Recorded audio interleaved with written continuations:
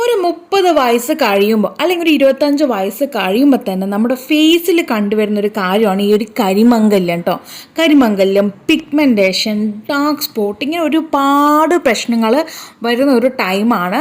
ഇതിന് നമുക്ക് പെട്ടെന്ന് വരാനുള്ള കാരണങ്ങൾ പലതും ഉണ്ട് കേട്ടോ. നമുക്കിത് സൺലൈറ്റ് കൊണ്ടിട്ട് വരുന്നതാവാം, അല്ലെങ്കിൽ നമുക്ക് പാരമ്പര്യമായിട്ട് കിട്ടുന്ന രീതിക്കുള്ളതാവാം. ഓക്കെ, അത് എന്തുവായിക്കോട്ടെ. പക്ഷെ നമ്മൾ ഇന്ന് കാണിക്കാൻ പോകുന്ന ഈ ഒരു റെമഡി ഉപയോഗിച്ച് വരികയാണെന്നുണ്ടെങ്കിൽ ഉറപ്പായിട്ടും നിങ്ങളുടെ ഫേസിലുണ്ടാവുന്ന കരിമംഗല്യം, പിഗ്മെൻറ്റേഷൻ, ഡാർക്ക് സ്പോട്ട്, പാച്ചസ് എല്ലാം ക്ലിയർ ചെയ്തുകൊണ്ട് നിങ്ങളുടെ സ്കിന്നിനെ നല്ല രീതിക്ക് വൈറ്റൻ ചെയ്യാൻ കൂടി പറ്റുന്നതാണ് ഈ ഒരു റെമഡി.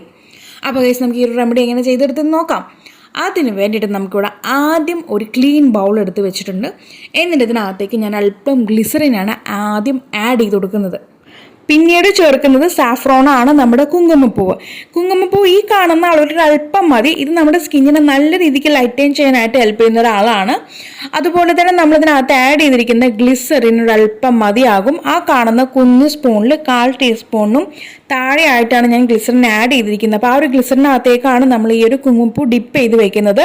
ഡിപ്പ് ചെയ്തിട്ട് നമുക്കിത് ലീവ് ചെയ്യേണ്ട കാര്യമൊന്നുമില്ല കേട്ടോ. നമുക്ക് അപ്പം തന്നെ ഇത് ഉണ്ടാക്കിയെടുക്കാവുന്നതാണ് ഈ ഒരു റെമഡി. ഇത് നമുക്ക് ക്രീമായിട്ടും പാക്കായിട്ടൊക്കെ നമുക്ക് ഈ ഒരു റെമഡി യൂസ് ചെയ്യാവുന്നതാണ് കേട്ടോ. അപ്പോൾ ഇനി നമ്മൾ ചേർത്തെടുക്കാൻ പോകുന്ന മെയിൻ ആളാണ് ത്രിഫലാദി ചൂർണം, നമ്മൾ ത്രിഫലപ്പൊടി കേട്ടോ. അപ്പോൾ ഈ ഒരു പൗഡറാണ് ചേർക്കുന്നത്. ഈ പൗഡറിനകത്ത് നമ്മുടെ കടുക്ക, നെല്ലിക്ക, താന്നിക്ക എന്ന് പറഞ്ഞിട്ട് 3 കാര്യങ്ങൾ, 3 ഇക്കമാരാണ് ഈ ഒരു പൗഡറിനകത്തുള്ളത്. അപ്പോൾ ഈ ഒരു 3 കാര്യങ്ങളും കൂടി ചേർത്തിട്ടുള്ള ഒരു പൗഡർ അത്രയും ബെനിഫിറ്റാണ് നമ്മുടെ സ്കിന്നിൽ തരുന്നത്. ഇപ്പോൾ നിങ്ങൾ എൻ്റെ അടുത്ത് മേടിക്കുന്ന കടുക്ക ജെല്ല് മേടിക്കുന്നവർക്ക് അറിയാം, അതിനകത്ത് കടുക്കയാണ് മെയിൻ ഇൻഗ്രീഡിയൻ്റ് ഉണ്ട്. ഈ ഒരു കടുക്ക ഉപയോഗിച്ചിട്ട് ഒരുപാട് പേരുടെ കരിമംഗല്യം മാറിയിട്ടുണ്ട് എന്നുള്ള ഫീഡ്ബാക്ക് നിങ്ങൾ കണ്ടിട്ടുണ്ടാവും. അപ്പോൾ അത്രയും സൂപ്പറായിട്ടുള്ള ഒരാളാണ് നമ്മുടെ കടുക്ക. നെല്ലിക്ക ആണെങ്കിലും അതേപോലെ തന്നെ നമ്മുടെ സ്കിന്നിൽ ഉണ്ടാകുന്ന പാടും കാര്യങ്ങളൊക്കെ കുറയ്ക്കാനായിട്ട് ഈ നെല്ലിക്ക ആണെങ്കിലും താന്നിക്കാണെങ്കിലും നന്നായിട്ട് ഹെൽപ്പ് ചെയ്യുന്ന ആൾക്കാരാണ്. അപ്പോൾ ഈ ഒരു 3 കൂടി ചേർന്നിട്ടുള്ള ഈ ഒരു പൗഡർ ഉപയോഗിച്ചിട്ടാണ് നമ്മൾ ഇന്നത്തെ ഈ ഒരു റെമഡി ചെയ്തെടുക്കുന്നത് കേട്ടോ. അപ്പോൾ ഒത്തിരി നമുക്ക് ആവശ്യമില്ല. ആ കാണുന്ന അളവിൽ ഇച്ചിരി അങ്ങ് പൗഡർ, 1 ടീസ്പൂൺ, കഷ്ടിച്ചൊരു ടീസ്പൂൺ നമ്മൾ ആഡ് ചെയ്ത് കൊടുത്താൽ മതി. എന്നിട്ട് ആ ഒരു ഗ്ലിസറിനകത്തേക്ക് നന്നായിട്ട് മിക്സ് ചെയ്ത് കൊണ്ടുവരാം കേട്ടോ. ഒരുപാട് പൗഡേഴ്സ് ആകുമ്പോൾ നമ്മളിത് ഉണ്ടാക്കി വരുമ്പോൾ ഇത് ലിക്വിഡ് കൺസിസ്റ്റൻസിയിലേക്ക് പോകും. അതുകൊണ്ട് ഒരല്പം പൗഡർ മതിയാവും. പിന്നീട് അതിനകത്തേക്ക് നമ്മുടെ ഷംനു ഓർഗാനി ഹെർബൽ ബ്യൂട്ടിയുടെ ആവാരംപൂട ജെല്ലാണ് ചേർക്കുന്നത്. ഇനിയിപ്പോൾ ആവാരംപൂട ജെല്ല് തന്നെ വേണമെന്നൊന്നുമില്ല, നമ്മൾ നോർമൽ അലോവേറ ജെല്ലായാലും കുഴപ്പമൊന്നുമില്ല കേട്ടോ. ഞാനിപ്പോൾ കൊടുക്കുന്നതിനകത്ത് ആവാരംപൂട എക്സ്ട്രാക്റ്റ് ആഡ് ചെയ്തുകൊണ്ടാണ്, അതുകൊണ്ടാണ് ഈ ഒരു കളറിൽ വരുന്നത്.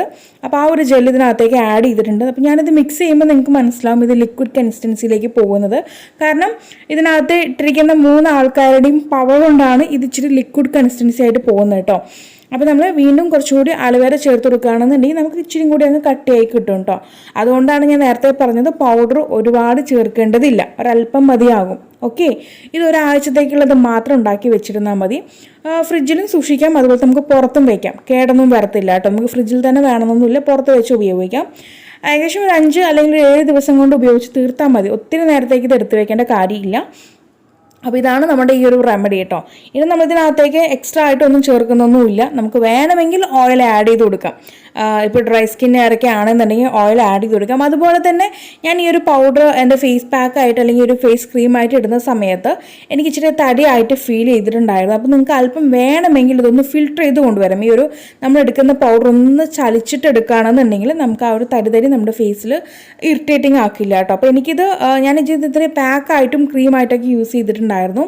ക്രീമായിട്ട് യൂസ് ചെയ്യുകയാണെന്നുണ്ടെങ്കിൽ നമുക്ക് രാത്രി അപ്ലൈ ചെയ്തിട്ട് ലീവ് ചെയ്യാം. ഓക്കെ, കണ്ണിന് താഴെയായിട്ടും ടോട്ടൽ ഫേസിൽ അപ്ലൈ ചെയ്ത് കൊടുക്കാം. അല്ലെങ്കിൽ പിഗ്മെൻറ്റേഷൻ എവിടെയാണോ അവിടെ നമുക്ക് അപ്ലൈ ചെയ്ത് കൊടുക്കാം.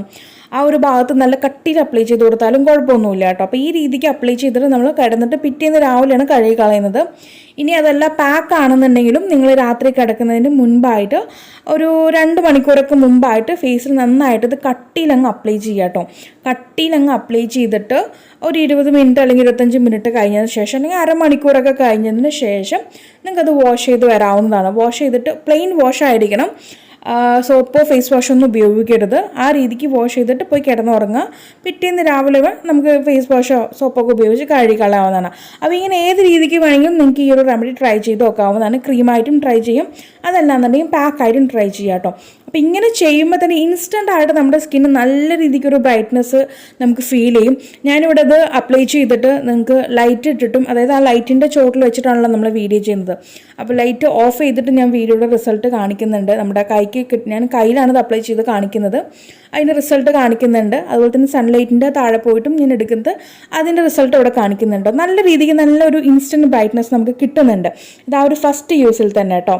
അപ്പം നമ്മളിത് തുടർച്ചയായിട്ടൊരു 7 ദിവസം അപ്ലൈ ചെയ്ത് വരുമ്പോൾ നിങ്ങളുടെ സ്കിന്നിൽ ഉണ്ടാകുന്ന പിഗ്മെൻറ്റേഷൻ, ഡാർക്ക് സ്പോട്ട്, കരിമങ്ങലും ഇതൊക്കെ ഇങ്ങനെ ഫെയ്ഡായിട്ട് വരുന്നതായിട്ട് നിങ്ങൾക്ക് കാണാൻ പറ്റും. മാത്രമല്ല ഇതിൻ്റെ കൂട്ടത്തിൽ നമുക്ക് സ്കിൻ ലൈറ്റിങ് ചെയ്ത് വരുന്നതായിട്ട് നമുക്ക് കാണാൻ പറ്റും. ഇൻസ്റ്റൻറ്റ് ബ്രൈറ്റ്നസ് ആണ് നമുക്ക് കിട്ടിയിരിക്കുന്നത്. അപ്പോൾ നമ്മളിത് തുടർച്ചയായിട്ട് ചെയ്യുമ്പോൾ ഒരു 2-3 ഷെയ്ഡ്സ് നമ്മുടെ സ്കിൻ ടോണിൽ നല്ല രീതിക്ക് മാറ്റം വരുന്നതായിട്ട് നിങ്ങൾക്ക് കാണാൻ പറ്റും. അപ്പോൾ ഗൈസ് തീർച്ചയായിട്ടും എല്ലാവരും ഒന്ന് ട്രൈ ചെയ്ത് നോക്കുക. ട്രൈ ചെയ്തിട്ട് നിങ്ങളുടെ ആ ഒരു ഫീഡ്ബാക്ക് ഈ ഒരു വീഡിയോയുടെ താഴെ വന്ന് അറിയിക്കാൻ മറക്കരുത്. അപ്പോൾ ഇനി ഒരു പുതിയ വെറൈറ്റി വീഡിയോ വരുന്നതായിരിക്കും. Tata bye bye from Shamna.